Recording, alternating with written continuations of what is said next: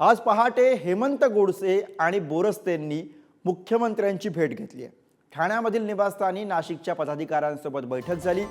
नाशिकमधनं उमेदवारीसाठी गोडसे आणि बोरस्ते या दोघांचीही नावं चर्चेत आहेत। शिंदेंसोबत झालेल्या भेटीमध्ये गोडसेंना उमेदवारी देण्याबाबत एकमत झाल्याचं कळतंय।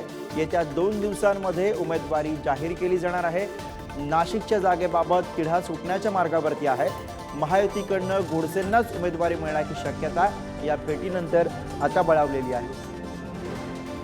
आणि याविषयीचे अपडेट्स घेऊयात। किरण ताजणे आपले प्रतिनिधी सोबत आहेत। किरण, पहाटे झालेली हेमंत गोडसे आणि बोरस्ते यांच्यामधली ही भेट आणि या भेटीमध्ये आता हेमंत गोडसे यांनाच उमेदवारी मिळण्याबाबत एकमत झाल्याचं कळतंय।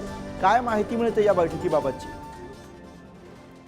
गुरु, खरं म्हणजे गेल्या काही दिवसांपासून नाशिकच्या जागेचा तिढा हा कायम होता आणि आता हा तिढा सुटतोय अशा पद्धतीचं चित्र बघायला मिळतंय। खरं म्हणजे 26 तारखेपासून नाशिकमध्ये दिंडोरीमध्ये आणि एकूणच ज्या जागा आहेत त्यांच्याबाबत उमेदवारी अर्ज दाखल केला जाणार आहे। अनेक ठिकाणचे उमेदवार जाहीर झाले, मात्र नाशिकचे उमेदवार कधी जाहीर होणार याबाबतची चर्चा सुरू होती आणि या सगळ्या पार्श्वभूमीवर जोरदार रस्सीखेच देखील तिन्ही पक्षांमध्ये बघायला मिळत होते। त्यामध्ये भाजप देखील याबाबत नाशिकच्या जागेबाबत आग्रही होतं। नंतरच्या काळामध्ये राष्ट्रवादी काँग्रेस पक्ष आग्रही होतं आणि असं असताना विद्यमान खासदार असलेले हेमंत गोडसे यांच्या उमेदवारीचं काय अशा पद्धतीच्या चर्चा सुरू झाल्या होत्या आणि त्या सगळ्या पार्श्वभूमीवर नवनवीन नावं देखील चर्चेले जात होते। त्यामध्ये विजय करंजकर असतील, अजय बोरस्ते असतील यांच्याही नावाची चर्चा सुरू झाली होती।